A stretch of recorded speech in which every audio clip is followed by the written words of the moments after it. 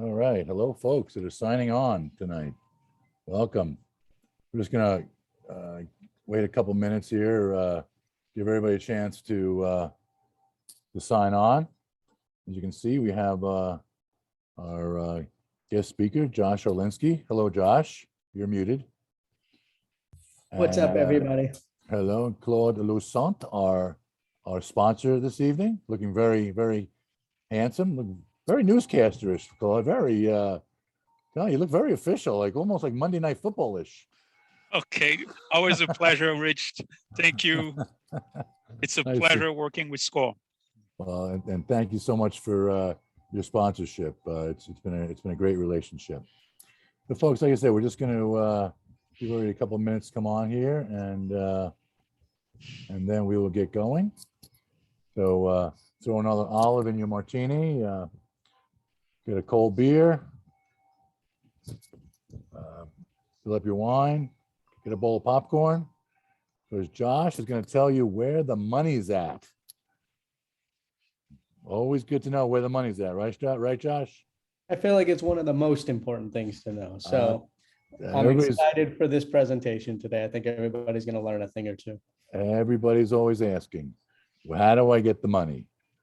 I tell them to go to Claude at City of Miramar, but Well, he's definitely got enough of it. So Well, in 2020, we gave away $1 million, our own money, not the money from the federal government, to local businesses, where we gave them up to $10,000 to pay rent, mortgage, and utilities.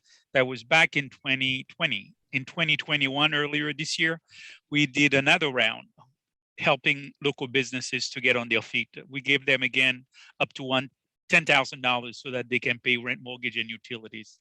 So we've been busy working really to help small businesses in the city of Miramar. Good. Miramar is open for business and a great place that supports its business community. So thank you to the city of Miramar. All right, so let's get going here. Welcome everybody to the SCORE presentation, Managing Finances to Secure Funding. This is sponsored by the city of Miramar and presented by Josh Orlinsky. Hello, Claude from Miramar and Josh from Equiturn Capital? Equiturn you got it. Capital. There we go. Right. All right. So, all right, here's our agenda. I am Rich Morgenstern. I'm going to tell you about SCORE. I am a former serial entrepreneur, and I am the vice chairman of webinar production for SCORE Broward. So thank you. Special shout out, as always, to our military, our first responders, and those in the frontline defense against COVID-19. Thank you for all that you do. We're then going to hear from Josh Orlinsky, our expert on Show Me the Money. He's going to show you the money tonight. We're then going to have the webinar. As we go along, I'll probably say this twice, but hit the Q&A button or the chat button. Do not raise your hand. All right, who is SCORE? Over 50 years, we're part of the, partially funded by the Small Business Administration. Here in Broward, we have only one of 6 diamond chapters in the country, over 70 volunteers, 3,000 face-to-face or virtual mentoring sessions a year in our chapter. Get mentored. I assure you your competition is 12,000 attendees at these virtual webinars. This year, we're probably going to be adding in-person networking events as the COVID subsides. But like I said, please continue to go to broward.score.org to sign up for your always free mentoring and more of these webinars. A mentoring session, usually 45 to 60 minutes. What are your opportunities, challenges? You can ask the expert. These are gentlemen or ladies that would easily cost you $200 an hour if you had to hire them. SCORE, always free, weekly, whatever. You need to call your SCORE volunteer on an ad hoc basis, do it. We have experts in HR, business planning, funding, manufacturing, distribution, not-for-profit. You name it, we have it. They will discuss your SWOT, SWOT. If you don't know what that is, you definitely need a SCORE mentor. That is your strengths, weaknesses, opportunities, and threats to your business. We cannot profit from your business. We cannot take money from you in any way. We cannot disclose any of your proprietary information. Our mentors have a 90% satisfaction rating. Get yourself one. All right, when you go to broward.score.org, you'll see a screen that looks like this. Sign up for your always free mentoring. Okay, this webinar is being recorded. You will receive a link to the recording, a PDF of the presentation, a link to always free mentoring, as well as a link to a Google review. Please be so kind as to leave us a positive Google review. We would appreciate it. All right. Miramar, they have been sponsoring these webinars all year. They have helped thousands of business owners in Miramar. Miramar business owners have been taking advantage of the always free mentoring, as well as the other programs that the city of Miramar has and that Claude will tell you more about. Tonight's is alternative financing. And on December 16th, what will be hot in 2022 marketing, and always very popular webinar. Okay, here is the contact information. The city of Miramar, Claude Toussaint, the Economic and Business Development Office. There is his email and his phone number. So at this point, Claude, tell us what's happening in the city of Miramar. Thank you, Rich. It's been a real pleasure to joining you for another webinar. We've been very busy in the city of Miramar. In fact, we are very, very pleased with the partnership agreement with SCORE Broward. As a result, we've been able to provide valuable information to small businesses so that they can scale their business. We have a similar partnership with the Small Business Development Center at Florida Atlantic University. As a matter of fact, we have something going on right now, best practices for marketing your small business online. We are looking for about 25 local businesses who want to upgrade their website so that they can increase e-commerce. So feel free to give me a call or send me an email. As it pertains to today's subject, when it comes to running a business, most people overlook the importance of financing. Yet financing is the most important element a business needs to long-term success. I'm looking to Josh's presentation about managing finances to secure your funding. Ladies and gentlemen, enjoy this webinar courtesy of the City of Miramar Economic and Business Development Department. Happy Thanksgiving, and thank you so much. Thank you, Claude, and thank you to the City of Miramar. So at this point, I would like to introduce Josh Orlensky. By the way, folks, on these webinars, we don't expect you to get an MBA or become a finance expert or legal expert or anything else. But if you can walk away with 2 or 3 instantly actionable items, you're ahead of the game and we have done our job. Like I said, sign up for your always free mentoring. Get yourself a mentor. It costs you nothing. And I had a mentor that helped me in 1990 that took a business that was doing well to help me with a business that enabled me to retire at 50 years old. Thank you, Peter Dominic Rizzo, my first mentor. So at this point, I'm going to tell you a little bit about Josh as he throws up his information. Josh is a managing business partner at Equiterm Business Solutions and Equiterm Capital. He's a management consultant with close to a decade of experience in the industry. Josh has personally worked with over 150 corporations spanning a wide variety of industries, including real estate development, staffing, security, government contracting, automotive, hospitality, construction, banking, retail, information. What don't you have on here, Josh? You don't have candlestick making, I don't think, here. Have you Not helped, yet. have you helped any candlestick making businesses, Josh? Not yet, but if any of you out there are starting one, please feel free to call me. It's the last thing I have to check off the list. How about, all right, yes, that seems for countless businesses to raise significant amounts of capital and ultimately grow to meet their full potential. He has personally managed over 700 million in cash flow to date and thoroughly understands how to maximize financial efficiencies and controls with proven results. Josh, you are our resident expert on this subject. Take it away. All righty. Thank you, Rich, and thank you to the city of Miramar. Excuse me. I'm just getting over getting sick, guys. So please, if I do that a couple times, please don't mind me. But yep, everybody, thank you so much for joining tonight. Thank you for joining the night before, Thanksgiving holiday really kicks off.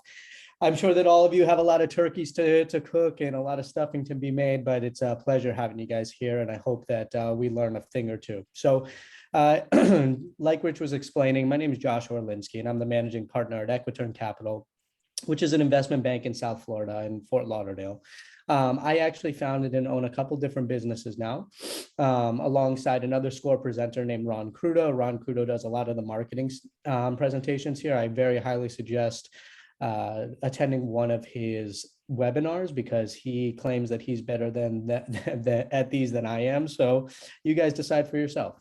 Well, as a matter of fact, Josh, Ron will be giving that What's Hot for 2022 marketing presentation next month. So folks, you can do a relatively recent side-by-side comparison. But I have to tell you, Josh's picture is more honest to his real face than Ron's. I'll be sure to let him know that. What do they call? They call that catfishing. What do they call that when your Yeah, Ron picture's Ron so does- much better than your? I'm going to make sure that he hears all of this, believe me. Okay. So guys, we founded and we started Equiturn Business Solutions, Equiturn Capital, Equiturn Black, and Charged Ventures. Equiturn Solutions is management consulting, Equiturn Capital is investment banking, Equiturn Black is mergers and acquisitions, and Charged Ventures is a venture studio, which is for startups. And like Rich was explaining, I've raised over $700 million to date with 10 years of experience. Now it's about 11 or 12. I think this might be a little dated. And my company really focuses on debt and equity capital for both established companies and startups. And we also establish and execute on growth strategies within finance, sales, marketing, and management. So we do have a little bit of experience. We work with a lot of clients, and we know just a tiny bit about what we're talking about when it comes to financing for your business. So without further ado, let's dive in. Today, we're going to be talking about managing your finances in order to get to certain types of capital. Okay, so whether you're a startup or whether you're an established company, today we're going to learn a little bit about what is out there and how to receive it, right? So as a startup, let's talk about a couple of milestones. Where are your milestones that you should be looking forward to? We'll go from startup to established companies because that's pretty much how all businesses work, right? So as a startup, there's a few different ways that you can get yourself off the ground. You can use your personal savings. A lot of people, including myself, that's how we started. It's always good to have about 6 months of personal savings for yourself and for your life. But after that, if you're looking to start a business, you can use the savings that you have in order to get yourself going. You can take personal loans. You could do friends and family round, and we'll talk a little bit about all this stuff. So if you kind of get lost, please either feel free to ask a question in the chat or to just hang tight because we'll talk about it all. But there's this idea called the friends and family round. That's your very beginning round of your capital raise strategy. Ultimately, what it means is that you're going to reach out to your friends and family who believe in your idea, and they're going to give you a round of funding for it. And most investors are going to look for you to have raised a friends and family round, because that means the people around you believe in what you're doing equal to what you believe it to be. Excuse me. There's crowdfunding. We'll talk about peer-to-peer loans, credit cards, which again, we'll talk about, but I'm not going to very highly suggest that you fund your startup through credit cards because it's extremely high interest. And then there's angel groups and angel investors, again, all of which we're going to talk about. But these are the financing milestones. These are the way that you're going to be able to finance your startup.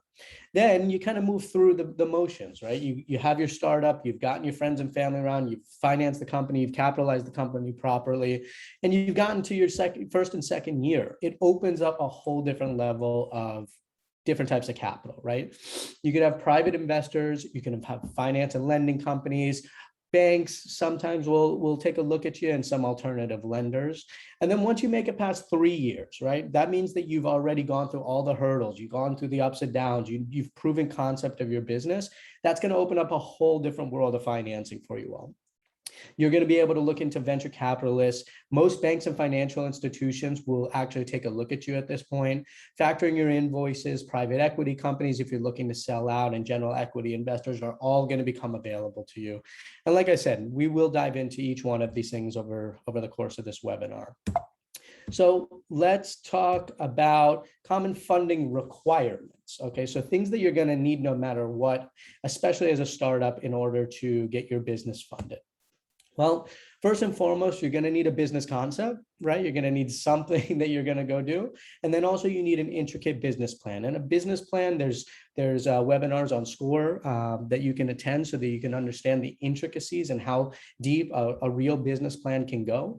But really, it's going to outline the entirety of your business from day one all the way to day 1,000, ultimately how you're going to grow, how you're going to scale, and how you're going to do it effectively and efficiently, and make sure that you're capitalized throughout the whole entire time. Because these are what your investors, these are what your financiers, they're all going to be looking for these types of materials in order to know not only that you know what you're doing, but ultimately that you've mapped out how you're going to grow and how you're going to scale and how you're going to do it effectively. So you really want to get that in order. You want to get your business concept and business plan together. You're also going to want to have a marketing plan. How are you going to actually get your product out to people? How are they going to know about what you're doing in comparison to the competitors that you might have out there? They're going to want to know a little bit about your experience, right? I have no experience in, candle making, let's say. So I'm not going to be able to go and convince somebody that I'm going to be a great candle maker because I have never done it before. You want to make sure that you have some sort of experience, or somebody on your team has some sort of experience in the industry in which you're trying to go and either raise capital or start a business within. This one is probably one of the more important ones, in my opinion, for a startup or a beginning, when you're lifting a company off the ground. You want to make sure to have a financial model. And what is that? A financial model is a 12-month, 3-year, 5-year, 10-year projection that scales the company and shows how financially you're going to be feasible as a business and ultimately be cash flow positive, net profit positive, revenue positive, revenue sustained, growth. I mean, all of those different aspects. And financial models can be extremely intricate. And I suggest that just take a deeper look into creating your financial models, making sure that they're solid, making sure that the assumptions have a basis to each one of them so that you can justify to the investors or to the lenders why this is a feasible operation financially. It's almost like a business plan, but financially. Moving on, you want to, if you're an established company, okay, you want to make sure that you have financial statements and those financial statements are clean. They don't have any mess ups in them. They translate from P&L to balance sheet to statement of cash flows. You kind of want to have all these things ready because they will be asked, no matter if you're doing debt or equity financing, they are going to ask for your financial statements. You're going to want to have a credit history. If you're looking to get lending, I mean, no matter, everybody's experienced this before, whether you're going to apply for a credit card, apply for a car, apply for a house, you're going to need to have some sort of credit history. It's the same idea with your business. You're going to have some sort of credit history to prove that you're credit worthy and that you're borrow worthy, and that ultimately you're responsible with a level of money. So you're going to want to make sure that before you go on this capital raise effort, whether it be through debt or equity, you kind of clean up some of that credit if you don't have it. And if you do have it, make sure that you can maintain it. If you're a startup that's looking to go raise capital in a few different formats, which we'll talk about in a little bit, you want to have a very clean, very succinct, and very to the point pitch deck. And what is a pitch deck? A pitch deck is a very shortened version, almost like a PowerPoint presentation of your entire business plan in the most simple yet intricate way, so that you can shop it around to your investors or to your lenders, depending on how you're going to raise capital as a startup. But you want to have a pitch deck that kind of kind of reflects the business model that you've already established and where you're trying to go and how you're trying to get there. And then with established companies, getting back to that, you're going to want to have bank statements because you're going to need them. You're going to want to have them readily available, and maybe some account receivable reports, to show what kind of cash flow should be coming in over the course of the next 30, 60, 90 days. So all of these are general requirements that if you're going to go raise capital, whether in the form of debt or equity, you want to make sure to have them ready, have them available, make sure that, if they're asked, you can just send them right along. By the way, Josh, Yes. The importance of the stuff you just mentioned is incredible. When everybody needs to have these financial statements ready, because, for instance, when PPE came out and all these government grants, and even the city of Miramar, they're gonna ask for your financials. And if you just have 3 years worth of credit card receipts, nobody's gonna give you any money. And then if you go to your accountant or an accountant, they're gonna charge you a lot of money to put it together. That's So have it, have it ready, and because you're certainly gonna need it. 100%. You're going to need it from the very beginning of any type of capital raise that you're doing, especially in the debt side of it. So financial statements and financial models, like I said, I think that pretty much the most important thing you can have ready. So definitely agree with you, Rich. So after that, let's talk a little bit about managing your finances. What does that mean, managing your finances? Well, first and foremost, making sure to have clean statements, right? Then you want to know your numbers. If you hand over your financial statements and then a lender or an investor maybe is asking you questions about the numbers, you're going to want to know every single number on that piece of paper, so that it makes it seem like you've been through it, you understand how it's affecting your business, and ultimately you're able to show that you know your business in its entirety. And always start with the balance sheet. Everybody talks about the profit and loss and why that's so important. And don't get me wrong, it is very important. But the balance sheet is, in my opinion, and probably in anybody who knows what they're talking about's opinion, the balance sheet is really the most important statement that you're going to be looking at. And why so? The balance sheet is almost like a storybook of where your company has been and where it is today. And ultimately, it shows if your company is healthy or if it is unhealthy. You have your assets, you have your liabilities, you have your equity, and ultimately you want to have a positive equity, you want to have minimal liabilities, you want to have maximum assets. It's relatively simple when you think about it conceptually, but you really want to focus on that balance sheet and make sure your balance sheet is as clean as possible. You don't want to be upside down. You don't want to have more liabilities than you have assets. You really want to make sure that as you're going through your numbers and going through the understanding of your numbers, that your balance sheet is as clean as possible, because that's really where your lenders are going to be looking at first and foremost. You want to focus on your cash flow, because ultimately cash is king, right? Everybody's heard that a million times over. Cash is king, but also cash flow is king, especially when you're going to borrow money or even raise money in the sense of equity. The cash flow is going to show, number one, in an investor that you're going to be able to satisfy the investment and make them more money. And then also on the side of debt lending, cash flow is going to show that you can service that debt. This word debt service is a very big word that you guys should all write down, is the idea that banks, lenders, any financial institution that's going to give you money in the form of a loan, they're going to want to make sure with, just like you would if you lent it to your brother or sister, you're going to want to know that they can pay you back in some way. So your cash flow is going to be extremely important, and how your cash flows through your business to make sure it's cash flow positive is extremely important as well.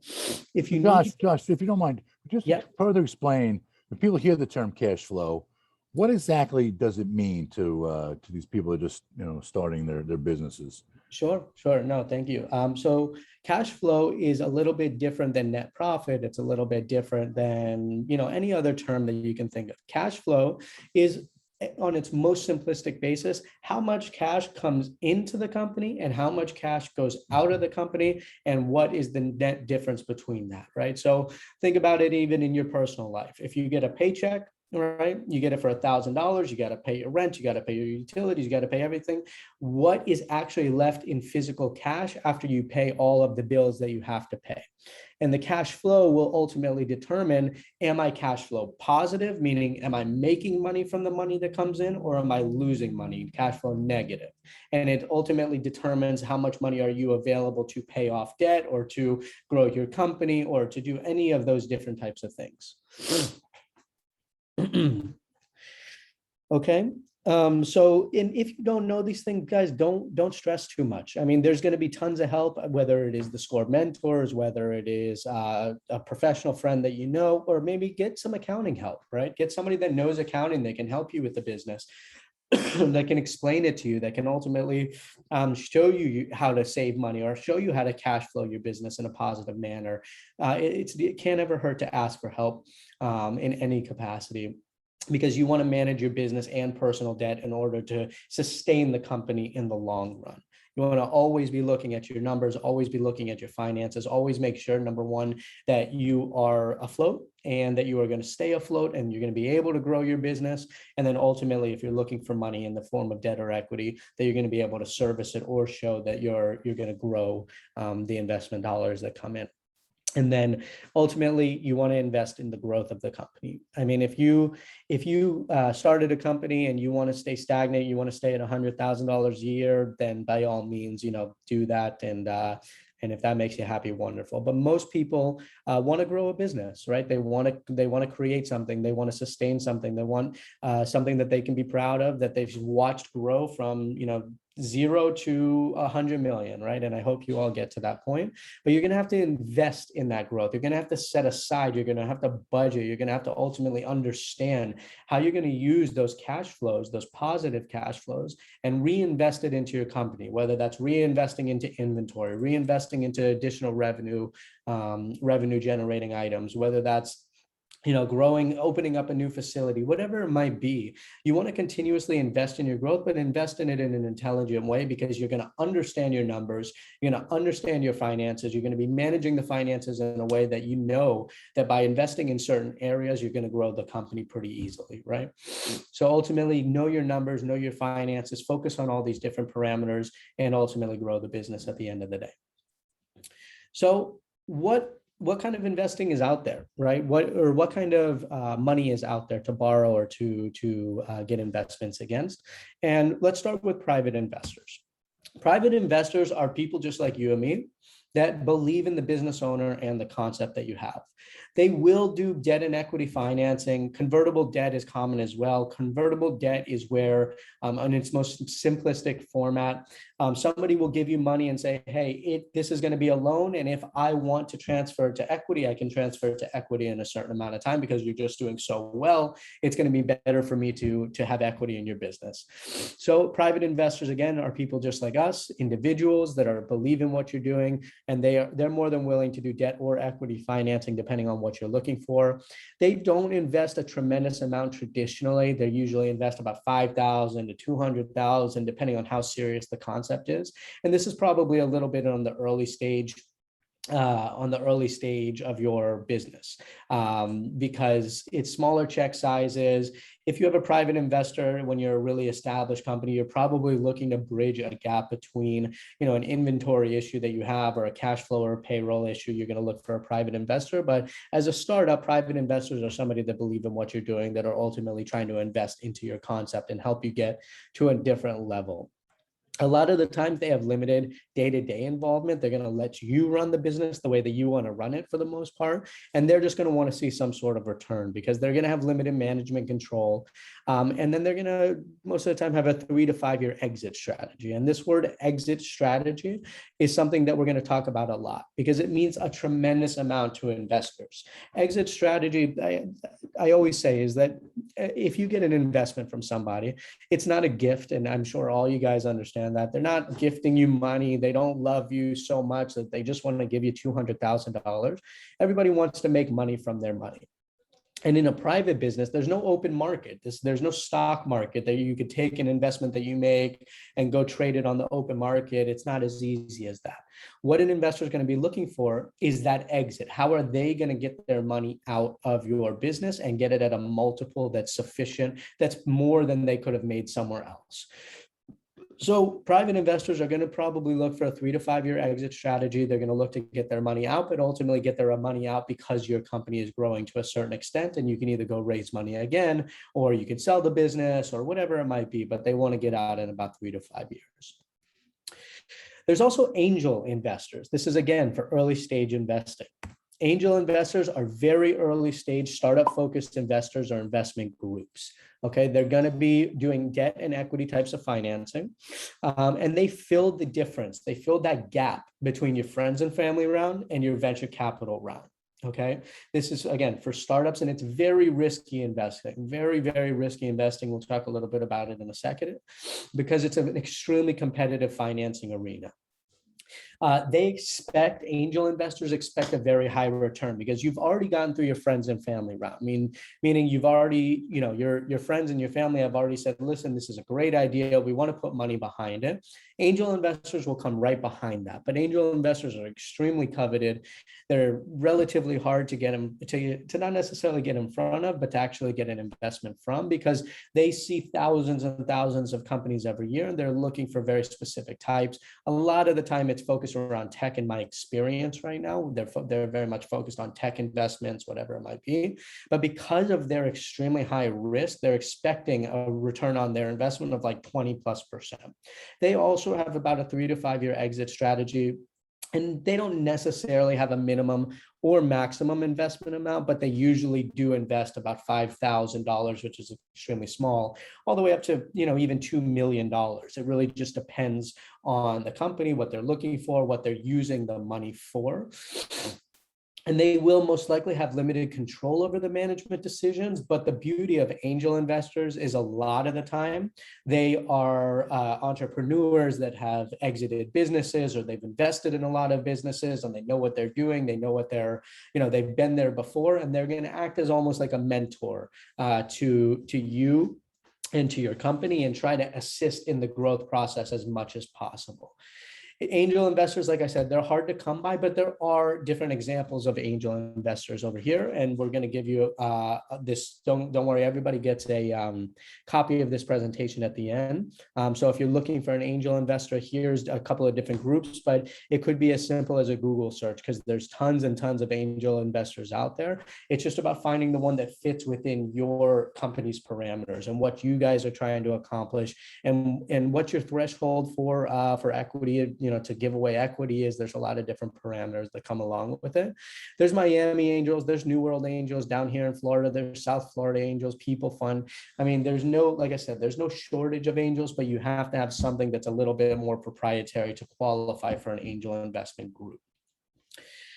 So with that being said, what happens once you get past those angels? Okay, you've already proven your concept. You've already gotten your friends and family round. You've already gotten an angel round. What's next? You're looking at a venture capital round. And venture capital is almost like a further along version of an angel group. Okay, venture capital firms are actual firms that they pool money together and invest in startups, but a little bit of a later stage startups, because they're usually looking between what's called Series A and Series B, or seed and Series A. These are different rounds of funding, because it goes usually friends and family, seed round, Series A, round B, C, D, all the way up to God knows what. But they're looking for early stage investing with high risk but high return. But they do tend to focus on companies that are a little bit further along. Okay, so they're going to want to see your company be a little bit further along, your proven concept. You're most likely post revenue, potentially pre-profit, but post revenue at this point.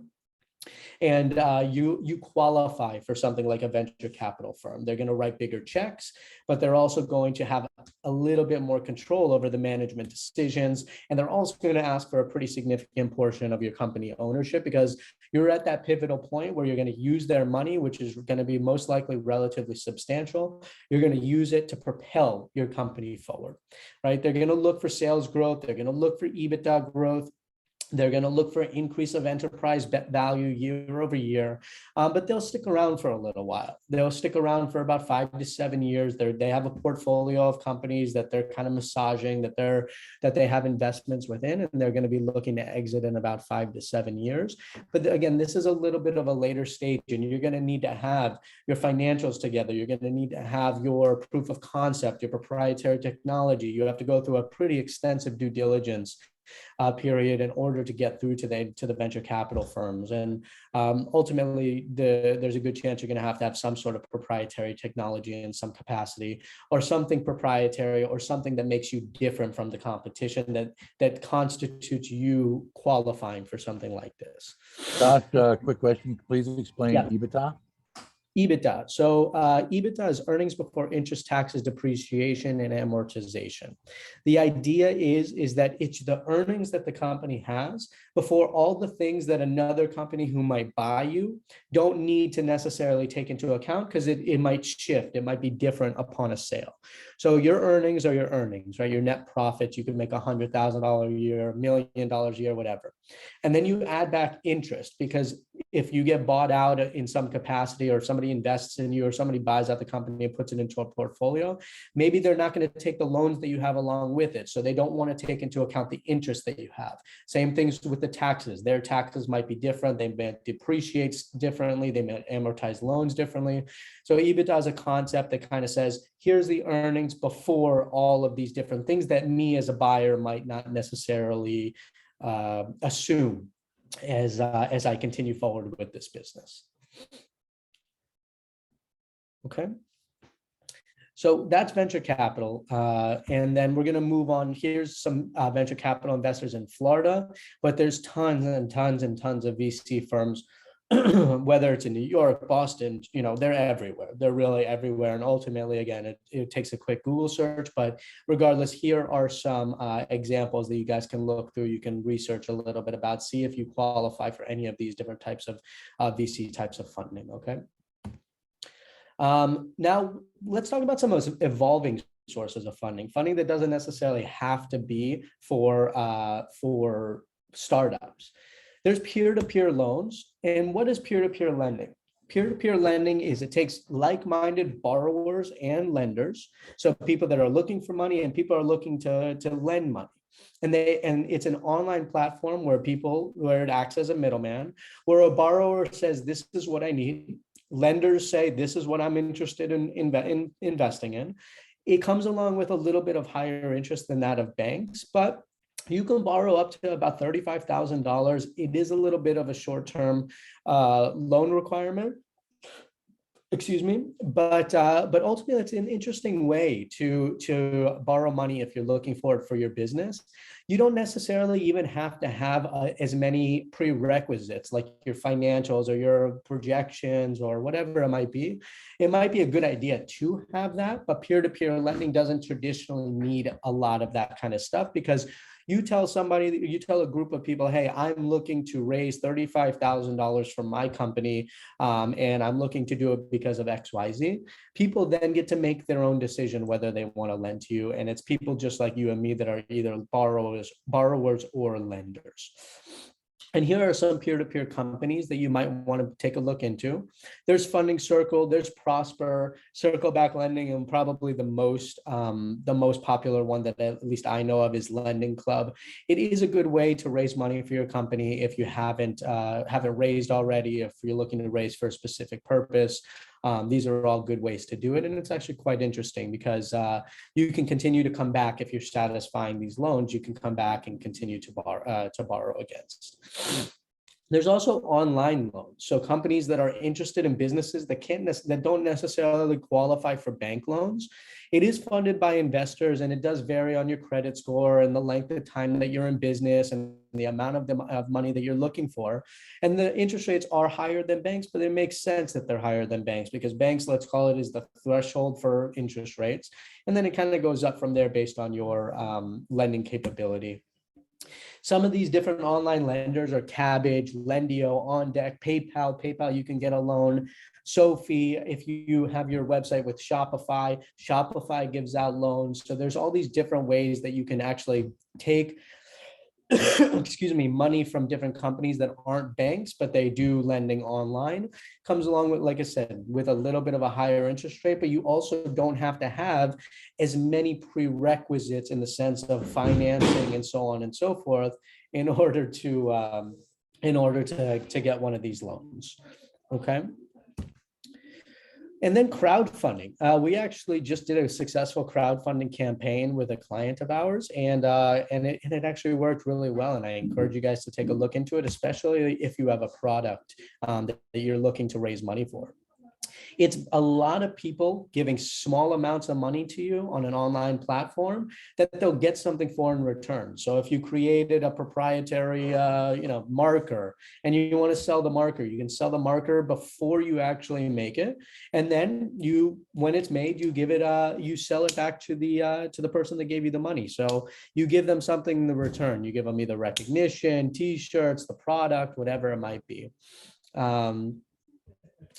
And then, sorry, I just saw a comment come in. There are a bunch of different crowdfunding platforms, okay? It's GoFundMe, Kickstarter is one of the biggest ones, Indiegogo. These are a little more competitive and they're a little more expensive. They usually cost about, 20 to 30% in order to go. And you're able to actually raise money in this capacity. A lot of product-based businesses start here. So I do want to be very clear is that I really haven't seen, except for GoFundMe, that's for a specific purpose. You can do it for a personal reason. You can do it for a business reason, but Kickstarter is very much focused on products. And I believe Indiegogo also is. But all these different types of entities use it, whether it's an artist, whether it's a startup, whether you're trying to create an independent movie, develop software, scientific research, all of these different things, you're able to go on crowdfunding and try to get a little bit of money from a ton of people, ultimately creating a way to raise capital. And so you Josh, also, let me see if I get this right. yeah. These people will just send you money and ask for nothing in return. Not necessarily nothing. I mean, so in my experience, like I said, you're really a product-based business, and I haven't done very many personal things at all. Like I can't help you with your personal finances. I can't help you in personal life because it's just not my thing.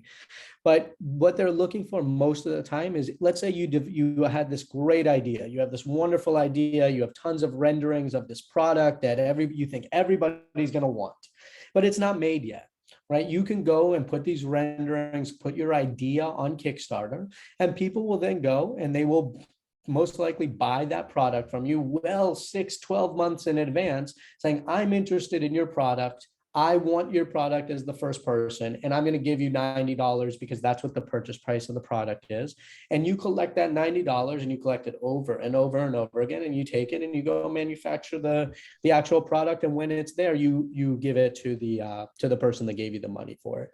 And that's mostly how I've seen it actually get raised. But if you're looking for an independent movie, you could give them free tickets to the opening, right, of the movie. If you're looking for software development, you want to give them a free license to the software. There's all these different things. They want something in return, but ultimately you're just raising a little bit of money from a lot of people for a specific purpose.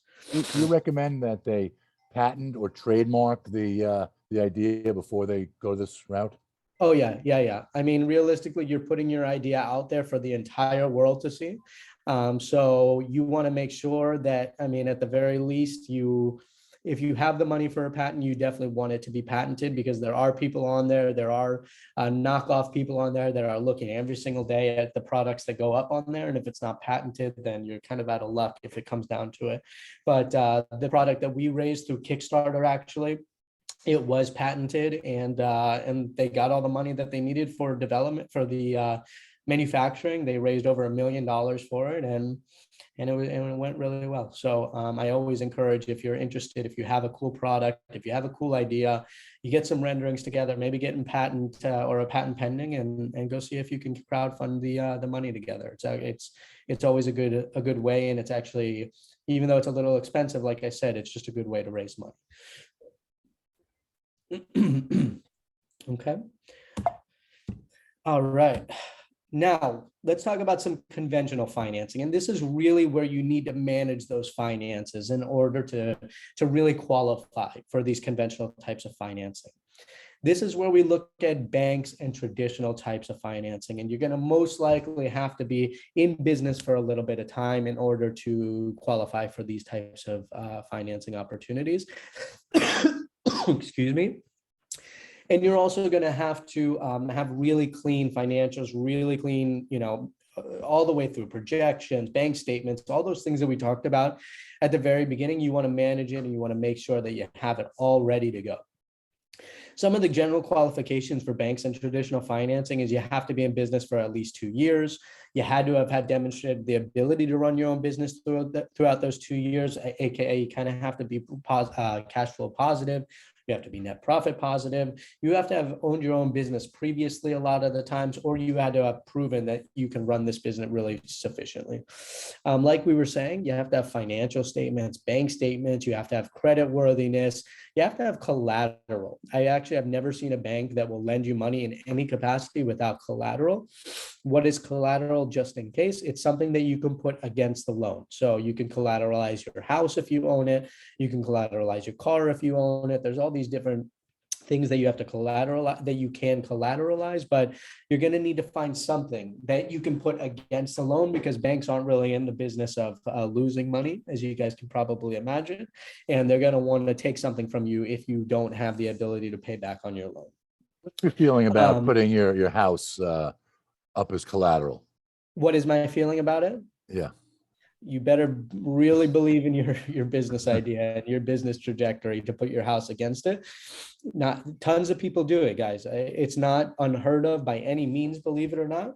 But you really have to believe in what you're doing, because if you're going to put your house up against a loan, and I've seen it time and time again, it's not even, like I said, it's not unconventional. I've seen some guy put his house up twice against loans. I mean, it's just how much you really believe in what you're doing. And ultimately, you want to be sure that you're going to be able to satisfy it, because the bank will put that lien on your house pretty quickly. So, by the way, I think I'm living in that guy's house. I'm sure I wouldn't be surprised. I'm not kidding. Well, so I've seen it in a few capacities. So, so regardless, you can put your house up against, you can put your cars, you can put anything with material value up against the loan, give or take. But to be very sure about what you're doing before you do it. You're going to have to sign a personal guarantee, which means, you're going to, no matter if your business that can't pay it, you personally are going to have to be on the line for that money. And then the lender has no equity. So this is why they're so serious about getting, these personal guarantees and collateral, because they don't have anything but the personal guarantee and collateral and the promise that you're going to pay it back. Right. So they have to hedge their bets as much as possible. So you really have to be really prepared for all of this, have all of these different things in order prior to going to a bank or traditional lending facility in order to get these loans. What would you say is the deal killer on that last screen, as far as is it their credit score? Is it their or what's going to sink them if it's not perfect? Yeah, no, the credit, credit is your most basic prerequisite. A traditional bank won't look at you necessarily if you don't have a 650 credit score. That's also because the SBA won't back any type of loan under 650. Okay, so you're gonna mark yourself out if you don't have at least a 650 loan, 650 credit score. And that's the most bare minimum. You really have to have somewhere in the 675, 700s to really be relatively credit worthy for a bank loan. Your financial statements are equally important. You're going to go from credit to make sure that you're credit worthy, but then they're going to look at your bank and financial statements to make sure that your company is healthy. If your company is not healthy and you're looking for a loan, chances are you're going to be looking in a different place than that of a traditional bank. Traditional banks are going to be there for, factoring, for acquisition financing, for term loans, for lines of credit. They're going to look for much more traditional types of facilities. They're not going to be looking at you if your financial statements have negative net income. They're not going to look at you if your revenue is not growing. They're not going to look at you in a lot of different ways. This is one of the more difficult types of financing, but you're going to get knocked out from credit worthiness all the way from then you'll move on to financial statements, bank statements, and collateral is kind of how I would say it really runs in that line. Okay. So what are some types of loans available? Like I was saying, startup loans, a lot of the time they'll give you up to about $150,000 for an SBA-backed startup loan. Again, your startup has to be a startup that's been in business for a little while. And that can't necessarily be that I have a great idea, I'm going to go to a bank. You're most likely, unless you have a pretty heavy amount of collateral, you're not going to really qualify. But if you have a couple years under your belt, that's still considered a startup, but you still have some revenue, you have net profit, you're growing, you're going to be able to be looked at as for startup loans. Working capital loans that are either secured or unsecured. Secured means that it's collateralized. Unsecured means that it's not collateralized. Doesn't mean that you don't have a personal guarantee, just means that it's not collateralized, meaning there's nothing that they can come after you, or they're second in line to a secured party. And then term loans or long-term loans, they're paid over the course of probably, I think that's the shortest ones that I've seen are probably 3 years. Then there's 5 years, 7 years, 10 years in the sense of term loans. But again, you have to have all your financials and finances in order to qualify for these types of loans. You're going to have long-term loans and term loans, like I was saying, which are general purpose loans that are used for working capital, business expansion, refinancing, acquisition, and they're repaid monthly over a long period of time. Like I told you, a couple of years, most at the minimum. But there needs to be a purpose for it. You can't really just go to a bank and say, hey, I want $500,000.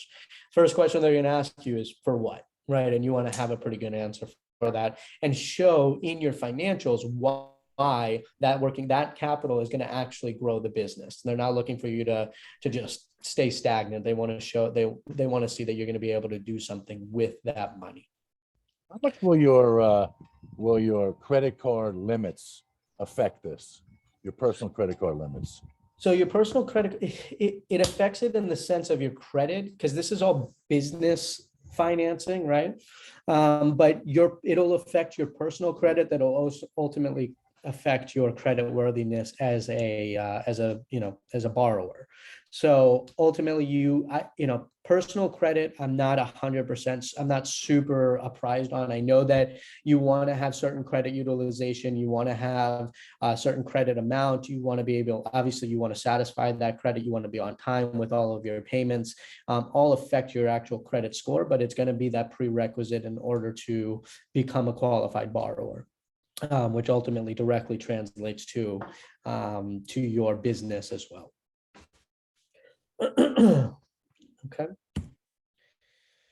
Okay, so short-term loans are loans that have less than a 1-year payback, usually paid as interest only and then a lump sum at the end, but it can be monthly. And it's used for mostly seasonal type expenses like Christmas time, like if you need an inventory, you need more inventory than normal, you're going to take a short-term loan out, less than 1 year, pay it back. And also lines of credit. Lines of credit are a use as needed type loan. I in the most basic of ways, I say that a line of credit is like a savings account that is not yours. Is you can use it when you want, you can not touch it. It's just there if you need it. And it's there for temporary cash shortfalls. If you need to have a couple extra bucks to make payroll, if you need, anything to cover something, you kind of borrow off of your line of credit, and then you're allowed to push it right back. It's almost like a credit card that you're allowed to pay back. They're actually very good facilities. And if you have the credit and you have the capacity, lines of credits are probably my best suggestion on where to go with your first, types of financing from banks. Okay. SBA backed loans are loans that are guaranteed by the SBA. So it doesn't mean that they're loans from the SBA, but they will be the lending institution like Wells Fargo, Bank of America, whatever, JP Morgan Chase, they'll be more inclined to use an SBA backed loan because the SBA guarantees up to 75% of that loan. So they're going to look to give you that type of loan first and foremost because it guarantees that the loan will be repaid up to 75%, and it eliminates the risks to the lender. But it's not available if you have access to other financing, because they are going to want the first position. The SBA is going to want that first position on your business or on whatever your collateralized item is. It does have some higher fees, and it does have limits to budget, SBA constraints, like you're going to have to go through potential audits, or you're going to have to go through financial reviews by the SBA every year. There's different things that you're going to have to do in order to continue to stay in line with the SBA requirements. And the business must qualify by itself, and there is personal guarantee and collateral. So it is a very common type of loan, the SBA-backed loans, and the bank will really decide by themselves if they want to give you an SBA-backed term loan or whatever it might be. But they're more inclined to use the SBA-backed loans for you and for your businesses, because ultimately they have a pretty sure way to get paid back. How long does it take to get an SBA loan? Usually, I mean, if you're really on top of your stuff and you're really on top of your finances and you really have everything put together and ready to go for the banks and for the SBA, it'll probably take 45 days or so, but it can take all the way up to 60 and 90 days. But I would say 45 to 60 days is really the time frame in which you'll be approved, be granted, and be funded. Are there any other banks that are more interested in giving SBA loans, and is there any special consideration given to minorities and women? No, there are specific loans for minorities and for women and for, women-owned businesses, whatever it might be. There are loans for those different types of purposes, and you can, find them around a lot. But the SBA is going to be relatively indifferent. They don't care who you are, how you are, what business you're in, what market you're trying to penetrate. It doesn't really matter. It just matters that you qualify for it. You have to have that 650 credit score. The bank has to approve you, and then the SBA has to approve you, and then you're able to get wrapped up into the loan. So it is a little bit of a longer, convoluted process. But again, if you have everything ready, if you have everything together, everything is secured, it's much easier to get one of these types of loans. By the way, I'd just like to say on that, folks out there, when you open up a commercial bank account for your business, get to know your banker, get to know the people in the bank, say hello to the people in the bank, tell them what you're doing, tell them what's going on with your business, ask them for suggestions or whatever. I knew you were going to sneeze, Josh. That's why. Excuse me. I've been super sick this past week. I'm so sorry. But you definitely get to know your banker. Definitely. Yeah, no, it's very important. And especially if you're going to have a long-term relationship with your banker, with your bank, then you want to have a banker that you can pick up the phone and call. It's a very good point. Okay, some alternative financing types for your business. It could be equipment financing and leasing, which is if you're looking for a specific type of equipment, if you're in construction and you need a crane or whatever it might be, there's equipment financing out there for specific types of purposes. Real estate loans, which is where you can take a home equity line of credit. You could do equity type loans in some sort of real estate that you have. Basically, you're leveraging the equity that you have in some real estate in order to get it into cash so that you can use it for your business or for whatever you're looking for. Credit cards, again, I told you guys at the very beginning, I do not suggest funding your business with credit cards, and I'll explain why. Is that most credit cards are between 18 and 28%, APR. And in any loan, no matter any of these different types of financing that we've been talking about all night tonight, you're going to want to take the money to make more money from it, right? So if you have a 5% loan, you're going to want to make more than 5%, or else you're losing money on the money that you're using, right? So think about it. If you have a 5% loan, you want to make 10%. If you have a 10% loan, you want to make 20%. Once you get up to 28%, there's very few businesses that have a net profit or even a gross profit that can be more than 30, 40, 50, 60%, where you're actually making money on your credit card. So when you do need to use it, you need to use it, and they're there and they're good and you're able to get out of it. But ultimately, I don't suggest really financing a business with your credit cards. It sometimes turns out negatively, and I would discourage it. And all the more so, I would very much discourage this way of financing your business. This is, I would call it the very last case scenario. type financing for your business. It's a merchant cash advance. As you see, it's in red. Use caution when using these, okay? You go any other direction but this, but if you have to use a merchant cash advance, these are extremely, extremely high interest loans, all the way from 40 to 50 to 60%, where they'll give you these loans, and it's for a purpose. Hopefully you use it in order to bridge a gap, to save the business that you might be running, whatever it might be. It is an alternative way of financing. They're just going to ask for your bank statements, and they'll give you money that same day. But they'll take money out of your bank account every single day or every single week, and they'll do it at an astronomical rate. I would be very cautious when looking into these types of loans. Josh, why you have real estate loans on there? Are you familiar with hard money loans? Hard Am money I real fam- estate loans? Yeah. To an extent, yeah. Okay. Can you touch on that? I mean, I had a business that actually did that, but can you touch on it at all, or?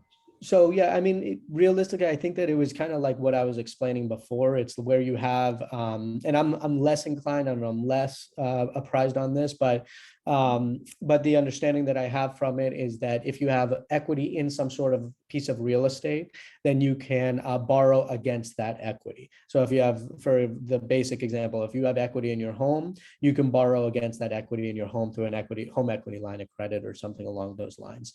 The hard money stuff, I'll leave to you, Rich. I'm not 100% sure, but you can go ahead if you'd like. I'll give you an example. So folks, if you, this is very common in real estate flips, you have $100,000 and you want to buy a condo, you want to flip it. So a hard money lender will give you a short-term loan, typically under a year or a year. It'll be a high interest rate, 12% plus 2 points. And they'll lend you on that $100,000 you just paid in cash. They'll lend you typically $50,000 to fix up that condo. And they'll take a mortgage against it. And then when you go to sell it, they'll collect their 50,000, and you'll make whatever profit. They'll collect the 50,000 plus the interest, and you'll make whatever profit you're going to make on the flip. That's what a hard money. That's how my company did hard money loans. There you go. Thank you for that, Rich. Okay, so these are all different alternative types of financing that you can use at your disposal. And some common funding requirements, right? Let's just go through it. Some final thoughts that we have is that you want to restore, protect, and improve your credit prior to going off and looking for money, right? Because it's going to dictate your interest rate. It's going to dictate the amount of money, your qualification, parameters. You want to kind of protect and make sure that your credit is at a good level in order to borrow against. You want to have a business plan. You want it to be concise. You want it being written to the reader. You want to show how you're going to grow. You're going to want to show how you're going to be sustained, what makes you different, who your competitors are. There's a whole theory to how to write business plans. And also SCORE has a business plan seminar if you want to take a look into it. You want to have realistic and achievable, that's a big one, and realistic and achievable projections. Like we said, those financial projections are going to be extremely important. And the assumptions that you're going to be using are going to be extremely important. You don't want to say you're going to make $1 billion in your first year. It's possible, but you want to make sure that your assumptions and how you're getting to that point in time make sense. And you want to have your financial and your marketing projections put together. Think about yourself as if you were the investor or you were the lender, right? Put yourself in their shoes and wonder what they're going to ask you and prepare for it. Prepare, because ultimately you want to know your numbers. You want to know your business. You want to know how your business is going to grow, how it's going to service debt, how it's going to grow an investor's money. You want to understand it from the beginning. You want to put yourself in their shoes and answer the questions that they have before they even have it. And always contact SCORE Broward, get a business mentor, get somebody to help you with all of this. If you're looking for money, if you're looking for business plan, if you're looking for marketing assistance, SCORE Broward is there to get you back. And how can I help? Guys, I'm a business volunteer. I actually do not do mentorship because my time is committed to these workshops. But if you'd like to contact me, this is my contact information, and please feel free to contact me at any point. If you have questions, if you want to understand a little bit more about a specific type of financing, if you want to understand how to manage your finances a little bit better, please feel free to reach out. And if there's any questions, please feel free to ask it right now. If not, please put your answers into the poll, and I appreciate your time today. Was very informative. Folks, it's all about the money, and have your data, have your reports, have your accounting, know your banker, and just be on top, whether you have an account or not. You should still know your own numbers. But Josh, that was awesome. Very, very informative. A lot of information there, folks. So go back and take a look at the recordings you're going to receive, as well as the PDF. And if you have any specific questions, there's Josh's email. If you have any questions about doing business with the city of Miramar, contact Claude, which will be on the PDF that you're going to receive. Okay, unless Claude, you want to throw your email up there on the chat right now? Oh, you're muted. I'll address that. Yeah, put your email up there. We just saw Josh's. We got it there. Let's see. Let me say thank you, Josh, for wonderful presentation. It's a real pleasure to interface you again. So we're looking forward to the next webinar. That's December 16. What's hot in marketing? So we're looking forward to next year. Again, it has been a real pleasure. Okay, so thank you to the city of Miramar. Thank you, Josh. Thank you for everybody attending. And go to broward.score.org to see the next Miramar presentation, which is going to be done by Josh's partner, Ron Crudo, and compare them side by side. And we'll have a poll that asks who do you think was better at the next presentation. All right, there's Claude's phone number. Miramar is open for business, a great city to do business in. And again, thank you everybody for attending. Go to broward.score.org for your always free mentoring. And so thank you. And thank you, Josh. Thank you, Claude. And good night, everybody. Happy Thanksgiving, everybody. Happy Thanksgiving. Good night.